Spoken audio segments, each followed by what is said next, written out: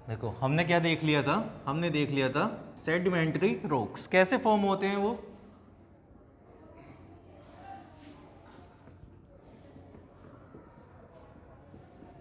हमने क्या देखे अभी तक, सेडिमेंट्री रॉक्स। हमने क्या लिया था, सपोज एक रॉक था, एक पत्थर था, उस पर क्या हुआ, सनलाइट आई, ठीक है, ये क्या क्लाउड्स हैं, उससे क्या हुई, रेनफॉल हुई, ठीक है, सनलाइट भी आई, कभी कभी रेनफॉल भी हुई, ठीक है। ऐसी लाखों साल में, हजारों साल में ये क्या हो गया, ये पत्थर छोटे छोटे पीसेस में क्या टूटने लगा। कुछ टाइम के बाद यही सनलाइट, रेनफॉल, ये सब चलता रहा, क्या चलता रहा, वेदरिंग। तो ये क्या पत्थर और भी क्या छोटे छोटे पीसेस में क्या वो टूट गया। अब बेटा क्या चलेगी, विंड्स भी चलेंगी, ठीक है, रेनफॉल की वजह से भी क्या इनका क्या होगा, बह जाएंगे। और बह जाएंगे तो कहाँ पे जाएंगे बेटा, उस जगह पे, सपोज एक क्या है, एक लेक है, उस लेक में जाके क्या हो जाएंगे, वो डिपॉजिट हो जाएंगे।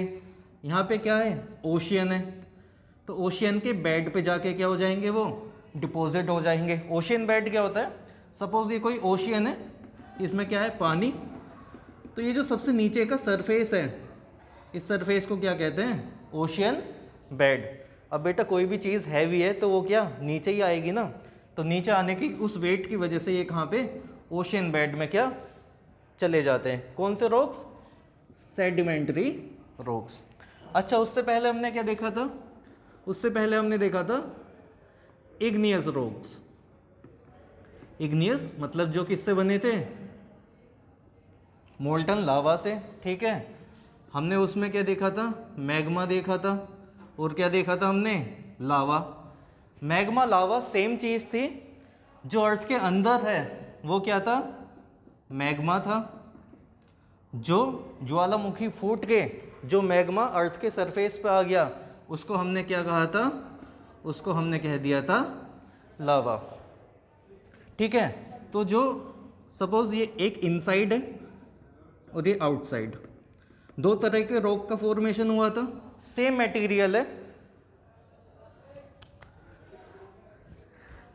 सेम मटेरियल है, एक इनसाइड और एक आउटसाइड, ठीक है। जो इनसाइड है उसको हम कहते हैं इंट्रिंसिव, ठीक है, और इसको क्या कहेंगे, एक्सट्रिंसिव, ठीक है।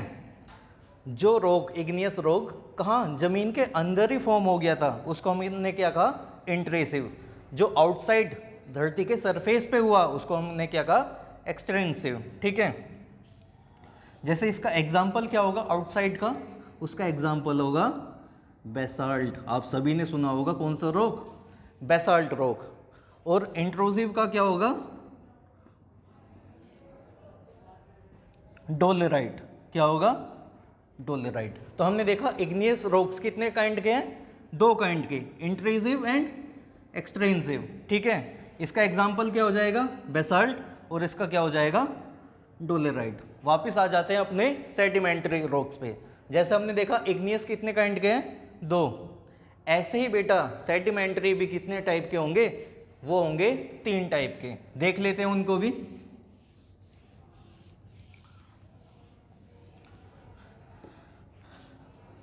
First kind, second kind and the third kind.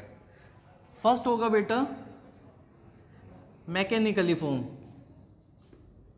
कैसे फॉर्मेशन होगा इसका, मैकेनिकली, अभी समझेंगे इसको हम। सेकंड कैसे होगा, केमिकली फॉर्म्ड, और थर्ड का फॉर्मेशन होगा ऑर्गेनिकली।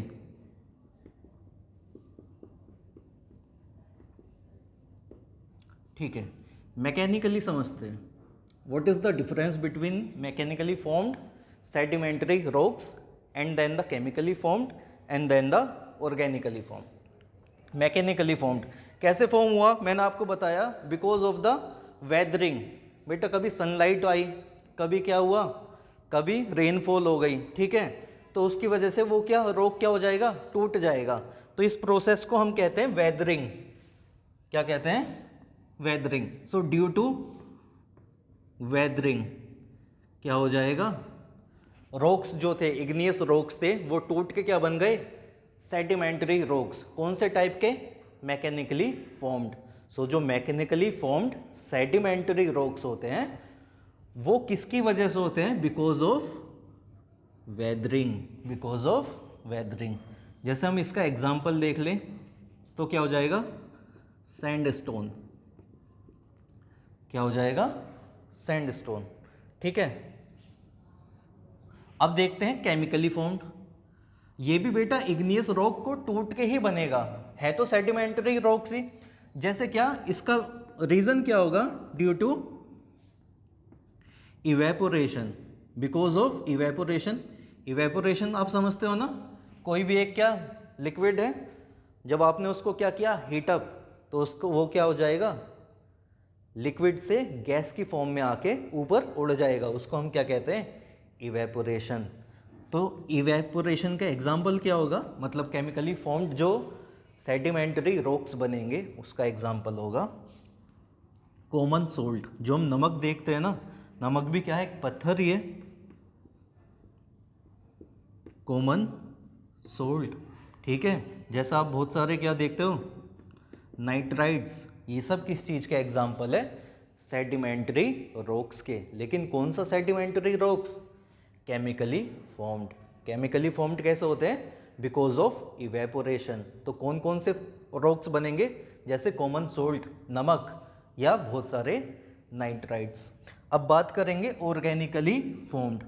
हमने पहले दो टाइप के देख लिए। कौन कौन से देख लिए? Mechanically formed and chemically formed. Mechanically formed कैसे हुए बेटा? वेदरिंग की वजह से, मतलब ये सनलाइट, रेनफॉल, इसकी वजह से, टूटने की वजह से। केमिकली फॉर्म्ड कैसे बने? Because of evaporation. जैसे क्या क्या बन गया? सोल्ट और nitrites. Organically formed, organically formed कैसे होगा? सपोज क्या हुआ, जैसे एनिमल्स हैं या फॉरेस्ट है, ठीक है। अब वो क्या, उनकी डेथ के बाद क्या डिकम्पोजिशन होगा, ठीक है। तो फाइनली सभी चीज़ किस में मिल जाती है? मिट्टी में मिल जाती है, ठीक है। अब इनके डिकेइंग की वजह से जो रॉक्स बनेंगे, ठीक है, बिकॉज ऑफ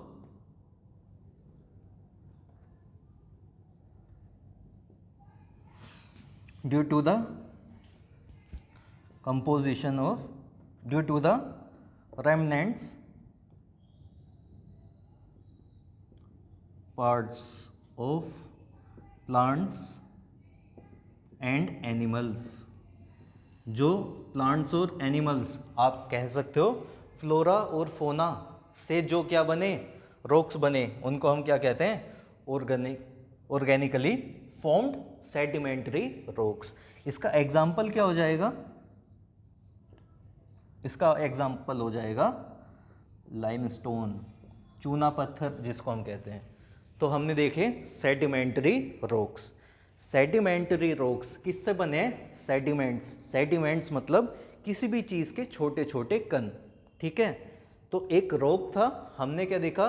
बहुत सारे मल्टीपल नंबर ऑफ रीजंस की वजह से, जैसे सनलाइट की वजह से, इंसानों के चलने से, जैसे लाखों साल तक कोई एनिमल्स या कोई भी ह्यूमन बीइंग किसी रॉक पे चल रहा है, तो फाइनली कुछ सालों के बाद वो क्या टूट जाएगा।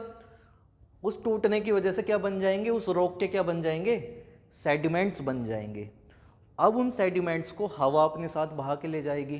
कहीं पर बहुत क्या बारिश हुई है, तो बारिश का पानी अपने साथ उन सेडिमेंट्स को बह के ले जाएगा। अब वो क्या एक जगह पे आके क्या इकट्ठे हो जाएंगे, ठीक है। टाइम के साथ साथ क्या ये क्या सेडिमेंट्स आके इकट्ठे हो गए। फिर कुछ सालों बाद ऐसे ही क्या ये प्रोसेस चलता गया, चलता गया, चलता गया, चलता गया। तो क्या लेयर्स पे लेयर्स क्या डिपॉजिट होती चली गई, ठीक है। लेयर्स पे क्या डिपॉजिट हो गई बेटा? हम क्या देख रहे हैं? ये लेयर्स क्या हो गई? डिपॉजिट। अब कुछ सालों के बाद, ठीक है, ये लेयर्स क्या, ठीक है, एकदम ऐसे सिकुड़ जाएगी, मतलब और क्या हो जाएगी? सॉलिडिफाई हो जाएगी। क्या हो जाएगी? सॉलिडिफाई। और फाइनली इन सेडिमेंट से, इन छोटे छोटे सेडिमेंट से ही क्या बन जाएगा? रॉक बन जाएगा। और उस रॉक को हम क्या कहते हैं? Sedimentary rocks. उसके बाद हमने क्या देखा कि सेडिमेंट्री रॉक्स कितने काइंड के? 3 काइंड के। कैसे कैसे फॉर्म होंगे वो डिपेंड करेगा भाई कोई भी क्या है, सेडिमेंट्री रॉक्स है। किसकी वजह से बना वो, मैकेनिकली फॉर्मेशन हुआ, जैसे क्या सनलाइट या रेनफॉल के टूटने की वजह से सेडिमेंट्स बने थे, तो उसको हम कहेंगे मैकेनिकली फॉर्म्ड सेडिमेंट्री रॉक्स। उसका एग्जांपल हमने क्या देखा, sandstone.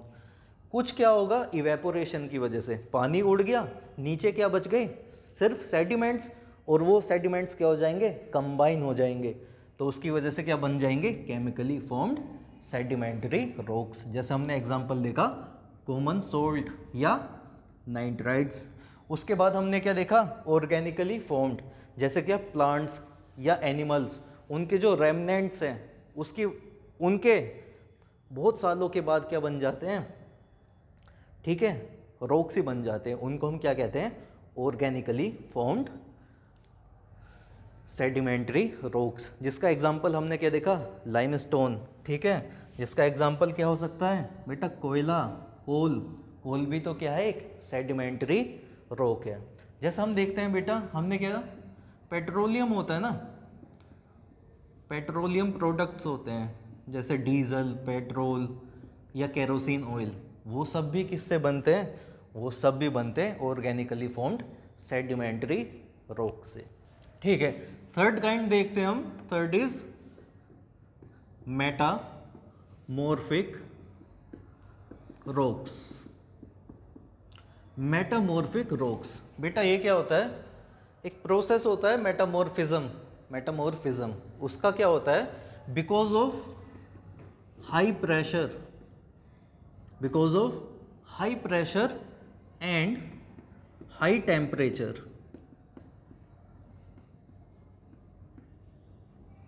Because of high pressure and high temperature. जो हमने अभी क्या देखे थे, इग्नियस रॉक देखा था, ठीक है। उसके बाद हमने क्या देखा था, सेडिमेंट्री रॉक्स, ठीक है। अब चाहे कोई भी रॉक हो, चाहे इग्नियस है या मेटामॉर्फिक है, इस पे अगर हम बहुत ज़्यादा हाई प्रेशर और हाई टेम्परेचर लगाए तो ये क्या बन जाएगा, मेटामॉर्फिक रॉक। मतलब वो क्या, अपनी शेप बदल लेगा, अपनी क्या बदल लेगा, शेप बदल लेगा, अपनी क्या प्रॉपर्टीज़ बदल लेगा, ठीक है। ऐसे ही अगर हम हाई प्रेशर और हाई टेम्परेचर लगाए सेडिमेंट्री रॉक्स पे, तो वो भी क्या बन जाएगा, मेटामॉर्फिक रॉक्स। मतलब इस सेडिमेंट्री रॉक्स की क्या शेप भी बदल जाएगी और उसकी प्रॉपर्टीज़ भी बदल जाएगी, ठीक है। बस मेटामॉर्फिक रॉक्स यही है, अब बस आप इतना ही समझो।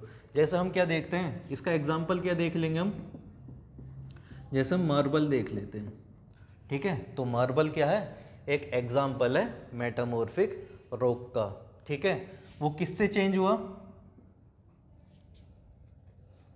वो चेंज हुआ सैंडस्टोन से। जब सैंडस्टोन पे बहुत ज़्यादा क्या प्रेशर डाला गया, बहुत ज़्यादा टेम्परेचर ओवर अ टाइम के साथ, ऐसे नहीं कि 1 मिनट में बन जाएगा, हज़ारों साल लगेंगे, ठीक है। तो उसमें क्या सैंडस्टोन क्या बन जाएगा, मार्बल। जैसे एक और एग्जांपल देख लो आप, डायमंड देखो, डायमंड भी क्या एक रॉक है, पत्थर ही तो है।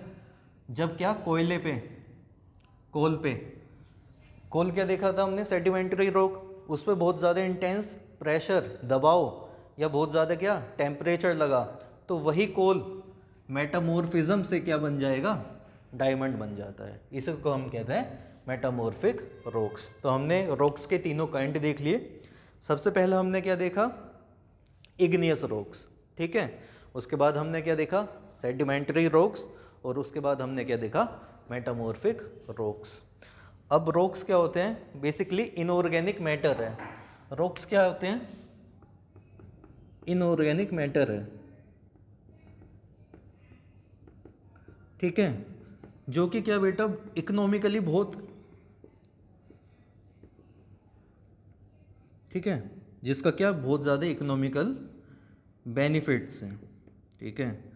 भाई हम देखते हैं ना, पेट्रोलियम से इकोनॉमी बूस्ट होती है हमारी, कोयले से क्या इंडस्ट्रियलाइजेशन आया, ठीक है। ऐसी डायमंड क्या बहुत ज़्यादा ट्रेड होता है, तो जहाँ पे डायमंड की ट्रेडिंग होगी या माइनिंग होगी, वो क्या बहुत ज़्यादा इकोनॉमिकली उसके बेनिफिट से। अब हम क्या देखेंगे, नेक्स्ट टॉपिक है रॉक साइकिल, कि कैसे इग्नियस रॉक चेंज हो जाते हैं मेटामॉर्फिक में, कैसा मेटामॉर्फिक रॉक वापस बन जाएंगे क्या, इग्नियस। सो ये सब हम देखेंगे, ठीक है। So our next topic is